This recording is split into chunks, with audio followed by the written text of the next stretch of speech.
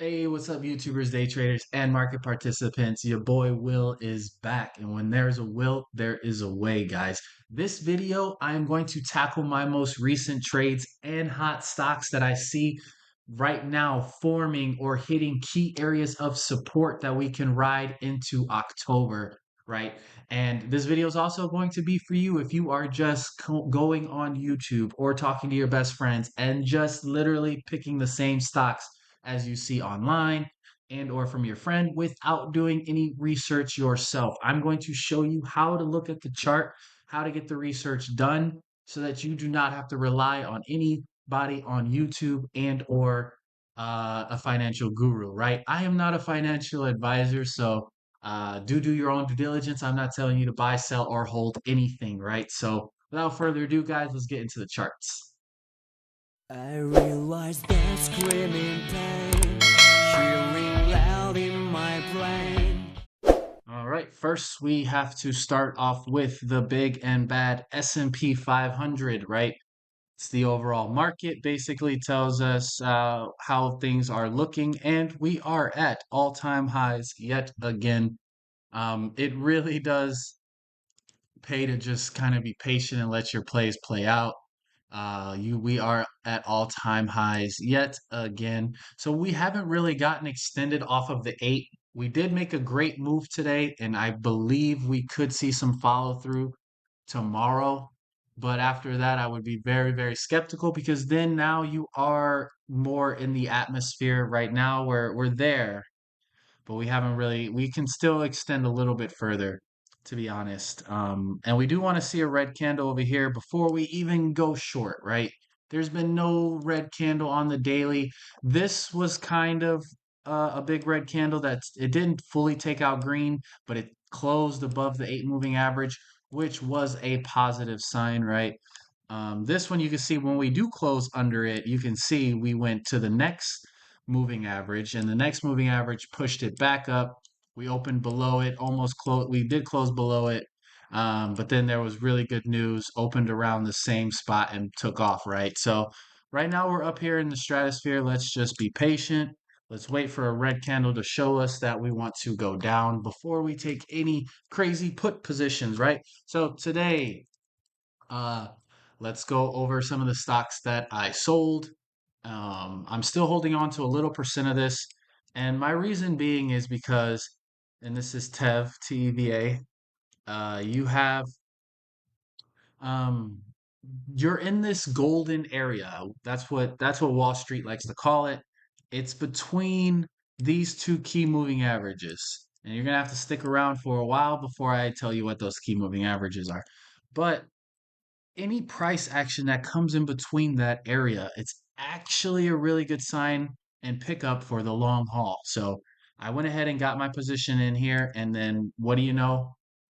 The market shot up already in one day, and I sold up here at the top because when I saw my position here at the top, I realized that this candle, look how big this candle is. It was that big at around like still with the first hour, like hour and 15 minutes, it was that big, and I'm realizing like all these other candles, it's outshining all these other candles. So that's a profit candle. I don't care how long.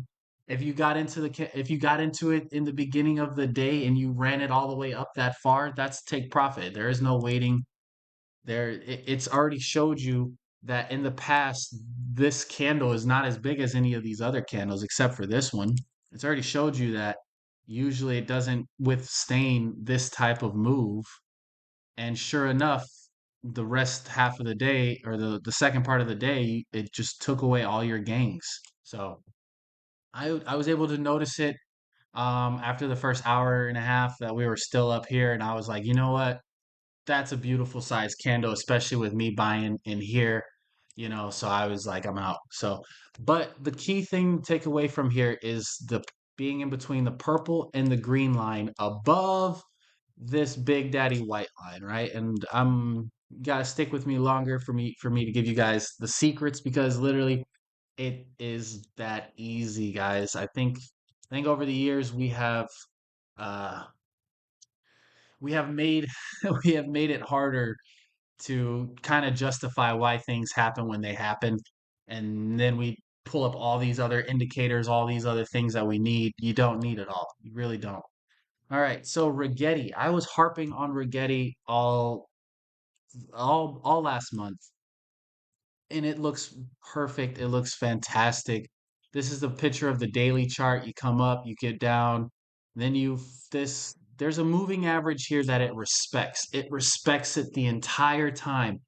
On the daily, it's the green moving average, and on the weekly, it's the blue moving average, which I'll just go ahead and give you that one right there. But you can see every single time we came, so this was before. I bought here when I saw this green take over red near key moving average, shot up.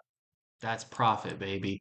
Right here, we come down again a few days, like well, that's like 2 week, 3 weeks, 2, 3 weeks. We sell off, we kind of consolidate. As soon as I get this candle right here in between these perfect train tracks, buy, sell.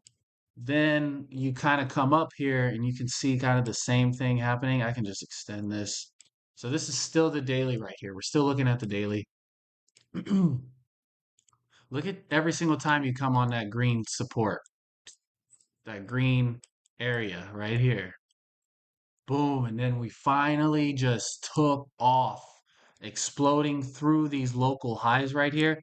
So honestly, even if you were late to the party, you could have bought this candle.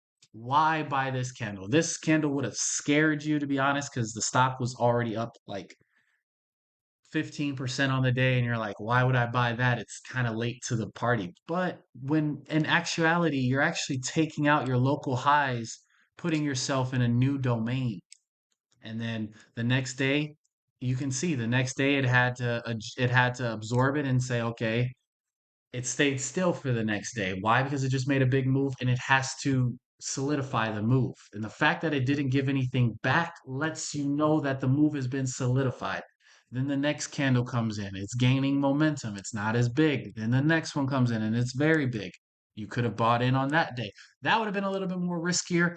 I don't like when I'm already up in the stratosphere to be buying. That's basically when I start selling. I like accumulating my position during key moving averages. And then once we start spreading away from key moving averages, that's when I start unloading my position, guys. I don't like to chase. I don't like to, yeah, this would have been the only time I would have bought. That would have been the only time. This would have been very, very risky. This would have been a oh no. And right now, this is I sold my last contracts already. This is not me playing Rigetti as of right now.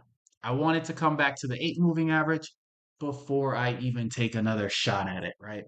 So that is Rigetti. And on the weekly chart, guys, it just looked beautiful the whole way through, hugging this 8 moving average. It broke it here for a second, but then didn't, then broke it here for a second, then did it, and it just kept going.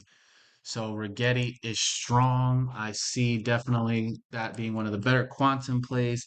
APLD guys, same ordeal. APLD was also look at how perfectly it comes to that purple and green moving average. And then boom, the rest is history. Boom.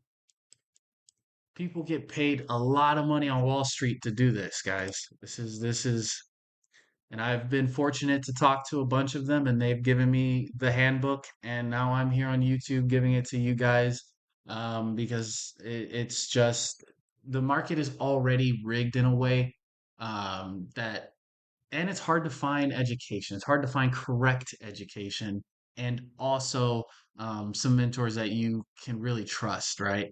I've learned from some of the best, and it's changed my life, guys. So stick with me for a while, and I'll be able to change your guys' life, hopefully.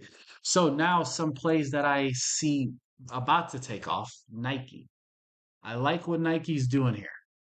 On the weekly, it's weak. It's definitely weak on the weekly chart. So do advise. But on the daily chart, we're above this key moving average, which is crucial, which it looks like when we got there previously, it was resistance. Then we shot up with the this was the earnings that shot it all the way up here and it just took it through. So the earnings was telling us the story. Then we came back, we tested it, and we bounced right back up. So it held it as support. Then your purple came in into effect and held it as support here, pushing it up more. And then we gapped under all the moving averages, which now they are acting as resistance, which then we followed the eight basically all the way back down to the Big Daddy. So I like this as a shot of, because now we're technically getting that double bottom here in this zone. Consider support areas zones, guys. Do not consider it an exact number. So consider that area, that zone of support. And I started my position. So I like Nike right here. And what I do like also about the weekly chart is that we're above this moving average, the purple, we're above it. And since we've been above it for a while, now the next time we approach it, hopefully it acts as support. If it doesn't act as support, then we're going to break it and keep going down. But the cool thing is you got two time frames matching up with two key moving averages on what could happen here, right? So we got to wait for the whole week to kind of finish. If this week finishes for Nike at above, if Friday it closes above 73.6, that's a great sign. That's a great sign that next week we could be going higher back to the 80s on Nike, right? So one of my plays right now, Celsius, another good play, guys. Celsius has been on fire this year, and I haven't even had some of those protein drinks that they have. I heard they're really good, but every single time we got into that track zone here where they had the earnings, and then boom, they just never looked back, right? So I dabbled here a little bit and then I sold here. Now I bought this candle. I bought this at the end of this candle. I don't like buying red usually, so I started my position here. This is what I'm doing, not financial advice. I started my position here. I'm speculating maybe we get to 50 and then 48 maybe. I hope we don't get to 46, but if we do get to 46, that just means finalize the position in my eyes. I'm finalizing it back to up to 65 and higher, right? But it can't happen. It definitely can happen. It can continue to drop. So I just started my position. Celsius is something to keep on your guys' radar for this week and next week because I think it'll be a good pickup as we close out the year. Stocks that are strong certain years stay strong all year. It's just how it's, I'm gonna not say they cook the books, but it's just how, if you're a hedge fund, you make sure stocks stay a certain flow for at least a year. That way you can take benefits from tax benefits based off of the yearly, holding it for a year as opposed to less than a year. You get taxed less, right? So since that is a common thing across all of Wall Street, they all basically are in cahoots with, hey, we make this stock go up all year, we make this stock go down all year, buy the dips, that's it. Call it a day. It's that simple sometimes. Another one that I picked up today was TTD. I don't know. I like TTD down here. The last time it was here was in April. So I like that. I like that we have a double bottom here on April from April. And today we got higher volume, a little bit higher, not than on Friday, but Friday still is a good candle around the low. And now we got a nice good green candle, kind of basically beating out the last like 5, 6 days, right? So that's a great sign. We got a lot of ground to cover back up to the 200 period moving average. So that's going to be cool to see if it can recover that ground. I mean, from you got here April all the way to, what is this, April to August. You had a move from $42 to 91. That's a ridiculous move in that short amount of time. So if we see anything similar, because history does tend to repeat itself, if we see anything similar, this could also be a nice paycheck, guys. Without, and one more, I'll go over snow. I like snow for a certain reason. It just looks good. Like the other one, the weekly chart looked bad. This weekly chart looks just like Rigetti, looks just like APLD. It absolutely looks like it's ready to go. And with the earnings that came out here, we got this huge gap up on earnings. Then we pushed down into key moving averages.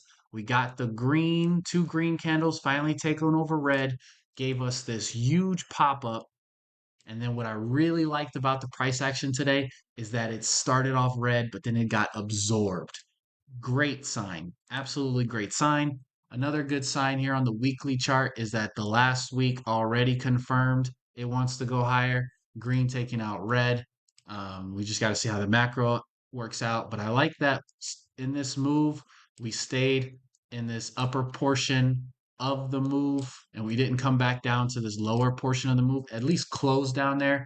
We stayed in the upper part of the move, which is also above the support of the last local resistance. So very, very good sign here for snow.